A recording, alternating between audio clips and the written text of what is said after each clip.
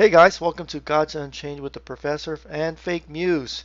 We are on a special 420 musings today. How are you doing, FakeMews? I'm doing good. Have you enjoyed the day, 420? Yeah, I was gonna ask you. A hot topic was the date.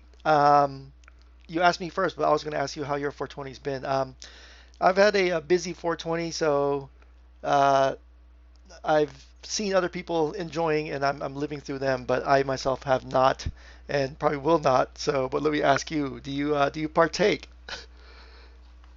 I do not partake personally. I'm kind of lame. I'm a boomer. I'm very clean and don't do that type of adventures or alcoholic adventures either. So I'm very too clean, and that's what keeps my mind sharp. That's why I'm able to think through things. It gives me an unfair competitive advantage, and they probably should nerf me. They probably should make me participate.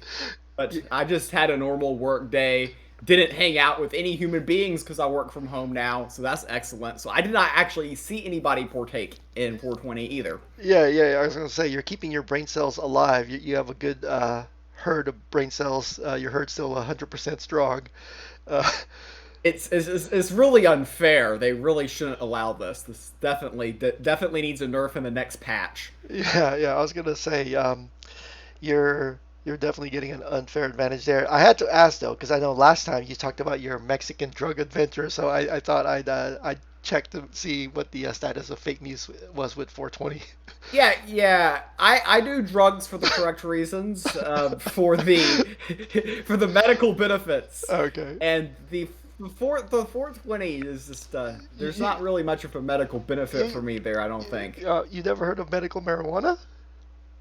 I've heard of it. I've It's heard of it, but and actually the thing is I do have Crohn's disease, and it is a lot of people with Crohn's disease do actually get prescribed medical marijuana, but yeah. the it doesn't really help with the issues I have, so I would just be getting it just to have it. Yeah. So it affects everyone differently, but yeah, it does not really something I use.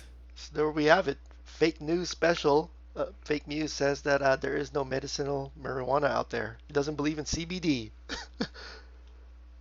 I mean, yeah, I'm okay if it actually helps other people. I'm generally for legalizing everything.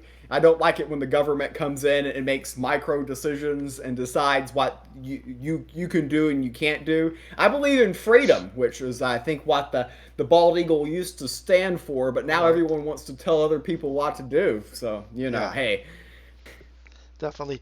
Yeah, it's funny that you mentioned that, you're a lame old boomer. So, I mean, apparently we should rename the show from musings to just two boomers. Two boomers and a mic, or what? yeah, boomerangs or something. I don't know. I have no idea. All right, no worries. All right, let's move on to our next topic here. Weekend rank results. I caught your stream. I saw your results. Yeah, was it the standing desk that just made you OP, or what was going on there? Well, as mentioned from last show, we talked about how it took me 110 games to get from Solar Gold to Mythic. So you would not expect a very good weekend ranked, and it started off pretty bad. I mean, we were 4 wins and 3 losses. It didn't it didn't expect anything really great to happen, and then we won 11 in a row. The standing desk, there was some magic there. We have made a top 10 every weekend ranked where we stood the entire time.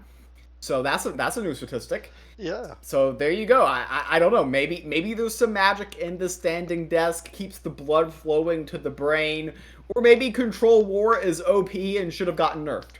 One of the definitely. two. Yeah, congratulations on your results. I managed 12 wins, so I got the max prizes to get the booster packs there for the Got crafting. the two Band of the Wolf packs. Did you get anything exciting in your packs? No, oh, actually, I don't know if it was this pack or the last one, but I finally pulled a Hortuck. And it was a shadow one too. But prior to that, I did not have one at all, so I was pretty happy Well, with that one. that's a lot better than all of my pulls so far. I've yet to pull any of the legendaries. Of Yeah, course, I wasn't able to buy packs either. So yeah. I've gotten I think the best card I've gotten was the War Epic. The I'm blanking on the name. The ally dude. I think The he's like $4 now or the something. the village vendor. Yeah, something like that. I think Yeah. that's the best one I've gotten. Okay. Okay. But Yeah, but going back to your standing desk, so I meant you mentioned you got your standing desk from your new job, but I'm just wondering, like, are you standing 100% of the time, or are you changing it up? Because I don't think you should be standing 100% of the time either. I don't think that's good for you. I do not stand 100% of the Okay. time. I mix it up. So what I do for work right now is I do 2 hours of sitting followed by 1 hour of standing. Okay. Nice. Nice. So I have kind of a system that the desk itself moves. I just all I have to do is hit one button and then it moves. It's very cool. I'm enjoying it and I think it is healthy because it's probably not great to sit the entire day either. But yeah, if I was standing up for 9 hours in a day, that would probably get pretty tiring as well. I mean, the weekend ranked, by the end of the weekend ranked, I was pretty exhausted because I'd been standing for 4 hours. Yeah. It's probably a little bit too long. I'm actually going to be changing my system entering this weekend ranked to where I'm going to switch between sitting and standing Oh. after every loss. Oh. There you So go.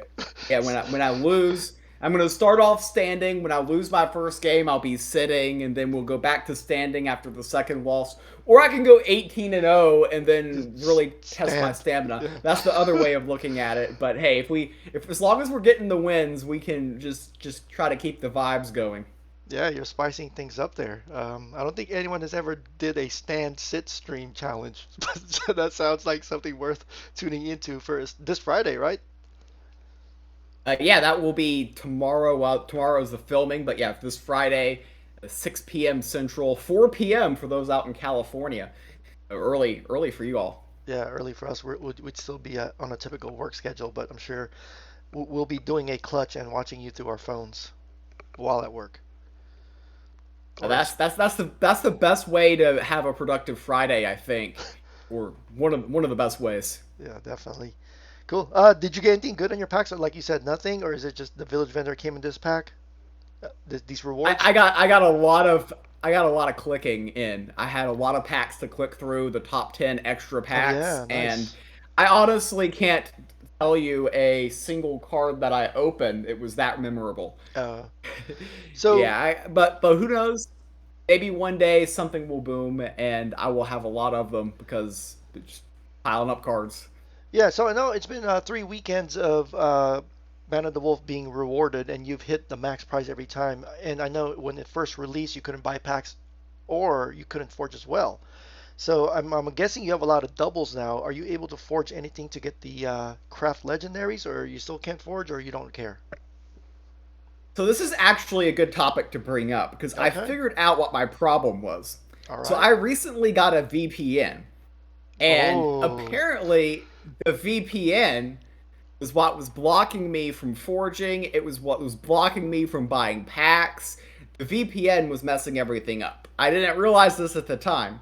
So I now know that I just have to turn the VPN off if I want to buy packs or forge or do any of those activities. So I can forge, but I'm looking at the prices of the cards right now, it's and not to worth it. me, it just doesn't seem like the economical thing to do because, generally speaking, it's better to have five of one of the craftable epics than it is to have one of the legendaries based on the current prices. So I have yet to partake in forging, but I now can. I did forge a random core card just to prove that I could, but that's basically about it. I have not been forging a lot. So, question: how did you figure out it was your VPN? How did you troubleshoot that? Because I know you're not the most technically inclined. Who helped you? Yes, yeah. So somebody slid into my DMs. I Oh, forget who. A, a lot of people slide into my DMs, of course, so it can be very difficult to keep track. But somebody claimed that they had the exact same issues and it worked when they turned off their VPN. And then I realized that the VPN was something that I got kind of recently for other business. oh, And sure, sure, okay. yeah, yeah. So, so anyways, we got the VPN, and hey, we're good. We're good now.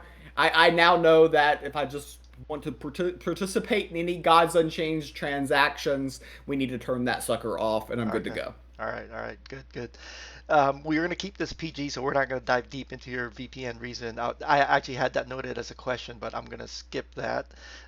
So, and also just real quick, you're right about the crafting. I checked the prices recently, because every time I open my weekend packs, I look at my duplicates, see if I could craft. But I realized that I could sell 5x of one copy of an epic, get you know maybe $3 each, which is $15 total, versus I could craft that and get a legendary and try to sell that for $8.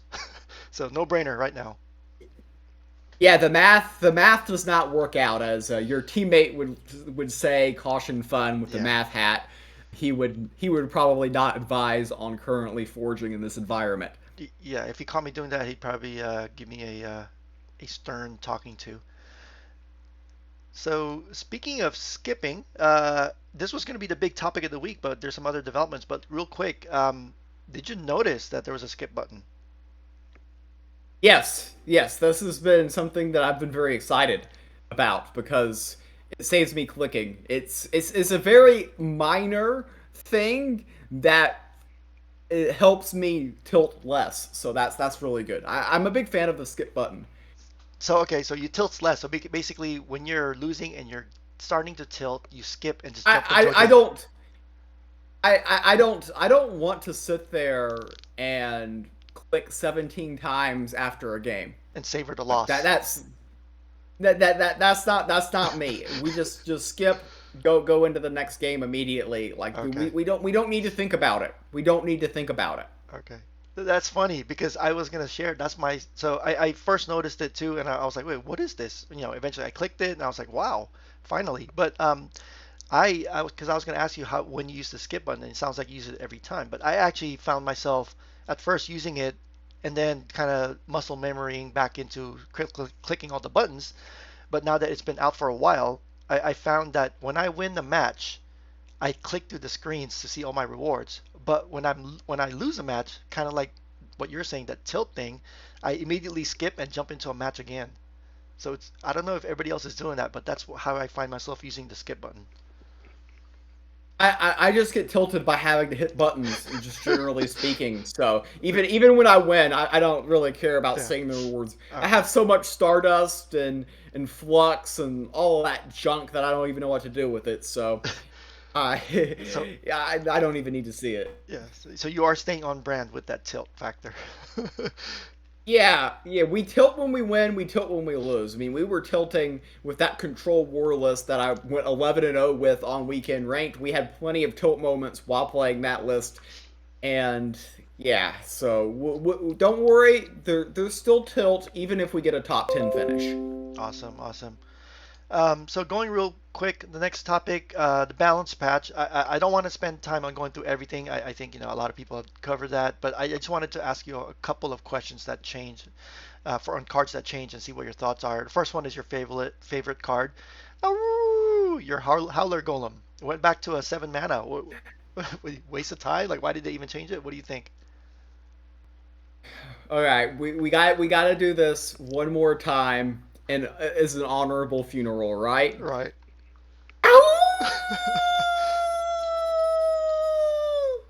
All right. Yeah, you won't be All ever right, doing so that again, so probably. so so so now that we got that out of the way, yeah, I think that was a good change. It's actually not an unplayable card, but it's also not really good enough for the 7 mana. 7 mana slot is so critical for most decks. So while you can play it for like memes, you're not really going to play it super seriously, which I think is optimal given that the supply of the card is just super low.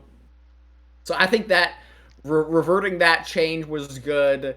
I thought that they should have probably gone a little bit harder on Firewall due to that supply. 1/7 is still pretty viable.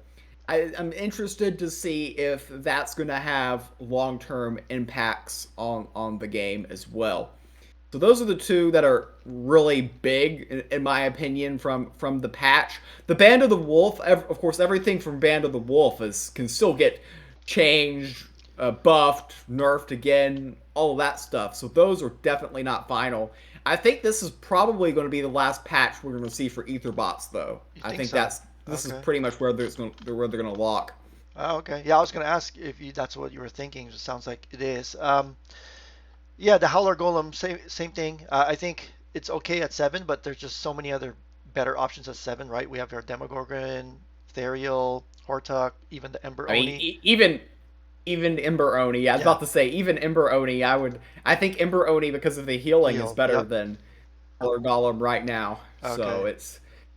Yeah. it's basically a maybe a Atlantean meme thing, hmm but I don't think it's really going to be in very many serious decks anymore. Okay. Yeah, and then yeah, I don't know if this is the final patch for Etherbots, but it could be. You could be right there. But regarding Band of the Wolf, I wanted to talk about two cards specifically. The first one is um, Bitter Endings. It's now 4 mana. What do you think? Do you think the combos are still out there, or do you think that 1 mana change is too much? So the one mana change hurts it. There's no doubt about it. The card is still strong. The deck archetype is still going to be very strong for tournament situations. The Okay. reason being is you get the death combo list in addition to like the magic combo list. It can really be kind of that top type of deck to put your opponents in check who just queue really greedy control. And I think that it can still serve that niche. And I mean, you still got the Necronomics. You can still go off in one turn and OTK people. So the bitter endings nerf does hurt the card, but it definitely doesn't kill it. It's Okay. going to be interesting to see where it fits. Good. Okay. Good points there. Speaking of killing it, the other card I wanted to talk about was the Shrike Moonlighter. I think they killed the card here. So they did two changes here. They increased the mana cost from a 3 mana 3/3 to 4 mana now, and they also changed the text where it still pulls the top card from your opponent's deck with the ally function, but they took away hidden. So I initially, when I read through the balance patch, I thought all they did was left it at 3 mana and took away the hidden, and I said, okay, that's fair. They could deal with it right away. But then when I started trying to build a deck, then I noticed it was 4 mana, and I was like, whoa, this is a big change. So what do you think? Do you think so? I think it's really bad now, but I mean, it could still be playable. I don't know. What do you think? So this is one of my pet peeves for GU when they've balanced cards in the past, when they change so much at one time. So you really only need to either change the text on the card, which was the hidden portion, or Right. the ability, the ally portion of the card, or change the mana cost. There's no reason to nerf it two ways at the same time. So I think they went a little bit too far. I actually think that they had two different ways of going about this that both would have been a very good attempt to nerf the card. One was make it a 4/4 3/3 with for hidden for one turn, and the other just making it a 3 mana 3/3 With no without hidden. hidden. Yeah. So it could have gone either way, and then they elected to go both. I think going both is isn't great. It's just gonna be hard to find a way to use that. I think it's just ultimately too slow, too greedy, and you have to run a lot of really bad cards in your deck to get value out of it. So I don't see it being a meta card anymore, which is probably something that a majority of the community is going to be happy about because the stealing getting your deck stolen from you seems to offend a lot of people. It's not a mechanic that a lot of people really enjoy facing. Yeah. So the fact that this card is probably pretty much dead is pretty good.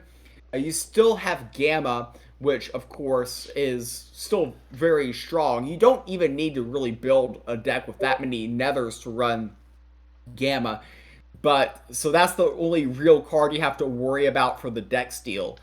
But I think yeah, Shriek is pretty much dead now. I think that it's dead. It's right. It has its little tombstone right next to the Howler Golem. They both died on the same day. But Bitter Endings is it's still alive. It's old. It's old now. It's in the nursing home. but it's still got some. It can still cause some emotional trauma to some people. It's still going to be around. Yeah. So overall, the focusing on the balance patch round one for Ban of the Wolf, my takeaway from it is that they nerfed a lot of cards, which I think.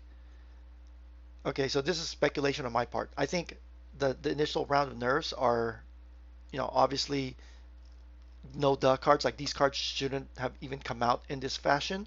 So, kind of like conspiracy tinfoil moment here that maybe they OP'd them on purpose to drive up sales, which worked. But so I guess what I'm saying is my takeaway for this initial bounce patch are these are no duh. They should have been adjusted right away.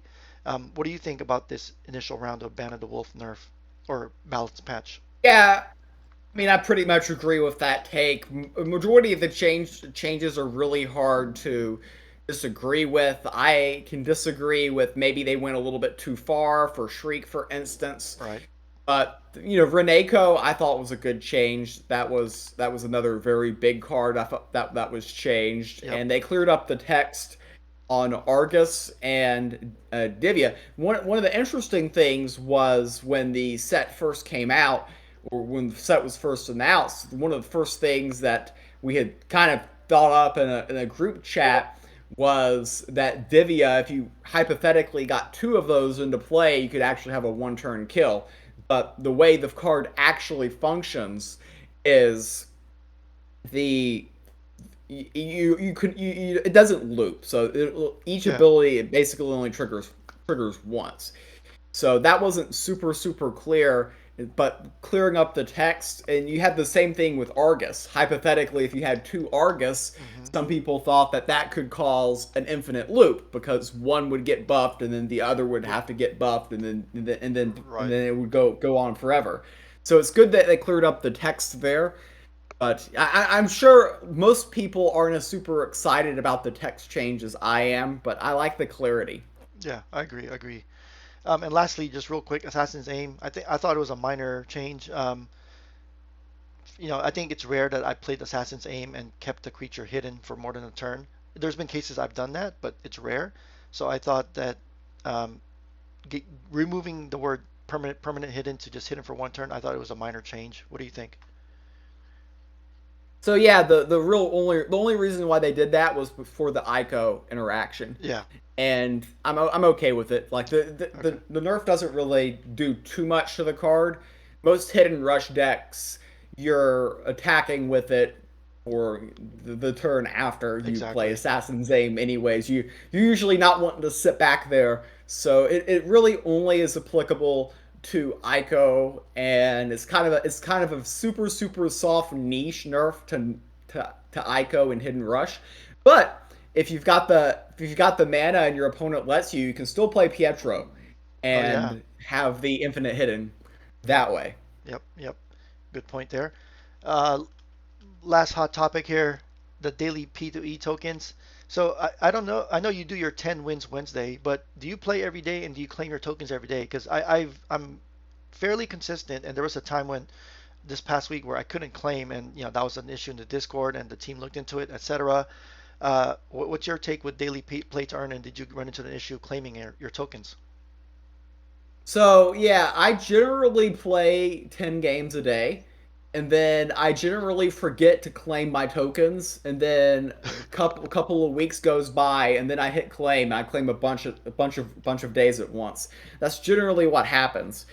So I don't hit the claim button every single day like some people, but yeah, I heard other people having issues, and it Okay. didn't bother me particularly because I eventually was able to claim it. So I mean, Okay. it didn't really change much for me.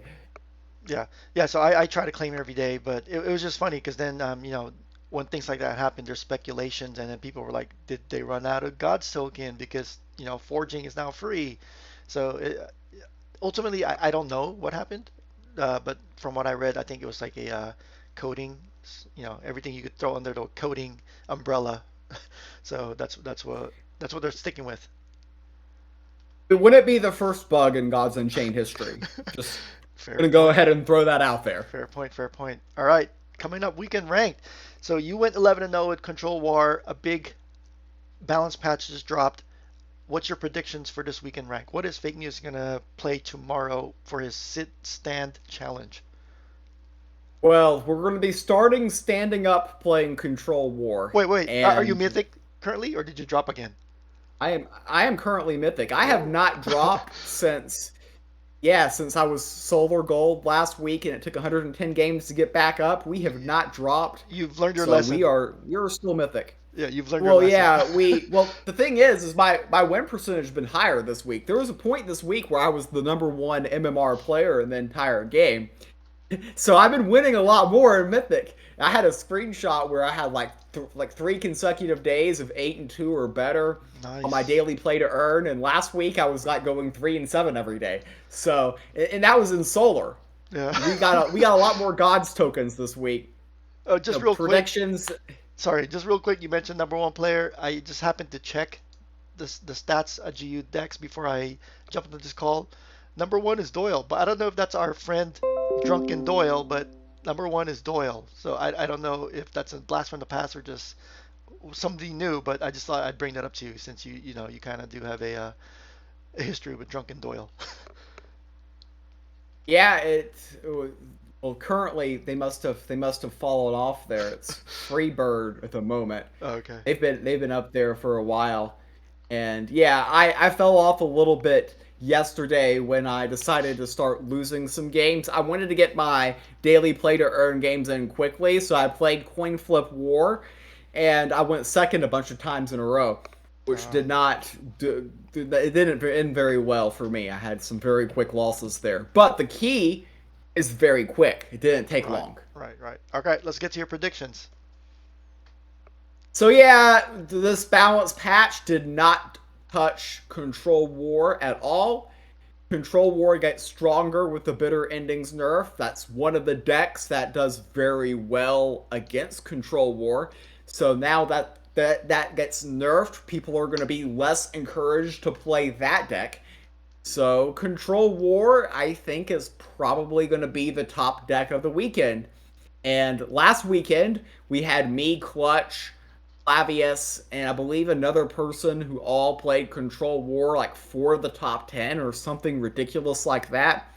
So it was present last week, and I think it's gonna be an annoying deck this week. So you'll be starting your standing challenge with Control War.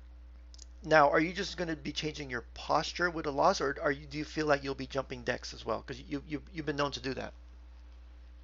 Yes. So it depends. I mean, if we go out, for instance, and win the first six, and then lose the seventh game, I'm not switching there. But like if we come out of the gate, we get destroyed in the first game, I get angry, we might switch. So you never know when I switch. Yeah. Usually, early losses means we switch, but uh, sometimes you get a little bit of leeway, especially when the previous weekend you got a top 10 finish. Right. You get a little bit more rope there. Yeah. And the meta has gone a little bit more favorable for the deck, like you just explained. Yeah, it's not a particularly great thing. I think that they were hoping that killing magic missile launchers would kill Control War, but magic missile launchers were not really the card that made War super toxic. It's just so right now there's just not enough people playing combo in this meta, I think, to really punish it. We need people to adopt Stormfield. Get that to be a popular thing. Though of course the issue being you play combo and you lose to the free to play aggro players, a lot of those decks, which is what Control War's been farming. Yeah. So it's hard to have a really good weekend when you face a lot of aggro list. So you're not are you saying you're not a fan of the triangle, the rock paper scissors there? Well, there is rock paper scissors. The problem is so many people pick rock that if you play scissors, you're just gonna get hit by rocks. Yeah. So you should just play paper. Yeah. And yeah, that's basically it. And then you have a lot of paper versus paper matchups, and that doesn't really end up having a lot of progress. It's just you sit there for 30 minutes and hope you have just enough to win those games. Yeah, I think that's a good punishment for those paper players, though. The occasional Yeah, paper for versus sure. paper. We need more scissors. We need more Yeah, scissors around. yeah, But not stream sniping me on stream tomorrow. That's the key. yeah, And unless I've switched to aggro, don't Q combo into me. yeah. All right. Well, hopefully that doesn't happen. Um, next for you, I saw you came out with a video about sleep deception, I believe. Trying to find a way to win through sleeping, and I saw your thumbnail. You actually posed on your bed with the blankets. I thought that was pretty funny. So so it looks like you're upping your thumbnail game. I think Copper Pits better watch out. Yeah. So I tried to have like a Demogorgon in the background there but I'm not sure how well that showed up on YouTube. But that was just my game of the week segment. I've been basically doing one YouTube video a week. That was one of my key games against triple question mark from the top 10 run. Yep. That game originally was a 30-minute game against Control Deception. However, it's also the first game of the week video I edited and got that down to 19 minutes. So we trimmed off a lot of the fat from that game, and it's still long, but it was a good game. It had a good finish. So you basically cut out your opponent's turn and just made it all of you ranting for I, 19 minutes. our opponent, my opponent was roping a lot, Yeah. so I cut off a lot of the roping. So yeah, that should have saved some time there. Good, good. All right, so it sounds like you're back on schedule with your Wednesday streams. You got your Friday weekend right going, and then Sunday flux, right? Yeah, I mean, well, this last weekend, I ended up losing a battle to IKEA on Friday. So that last weekend it was EU versus NA. Europe beat me on Friday with the IKEA thing, assembling the standing desk. I Yeah. was unable to get this. This was like a all day project. I legitimately worked on this desk for about 10 hours to get it assembled, and I know that sounds pathetic, but we did get it assembled, and I even have it working correctly. So that's good. But I count that as an L. We got our revenge on Saturday with the top 10 finish against Europe. So that was an EU versus NA. I think it's just going to be NA versus NA. Unless I have a fight with some unknown goblin tomorrow, we should be doing weekend ranked on Friday. But you never know with me. I could pick a fight with a different piece of furniture. It's just something we do regularly here in Alabama. Yeah, yeah, you never know what people in Alabama Alabama do for fun. All right, so it sounds like Fake News will be on track for this Friday. Feel free to tune into his stream to catch him. Otherwise, follow his Twitter to get the latest updates on if he does any kind of change of mind at the last second. Um, Anything else you want to throw out there before we end this, Fake News? Nope. Good luck everyone, unless you're playing me, and roll tide. Roll Tide. Bye.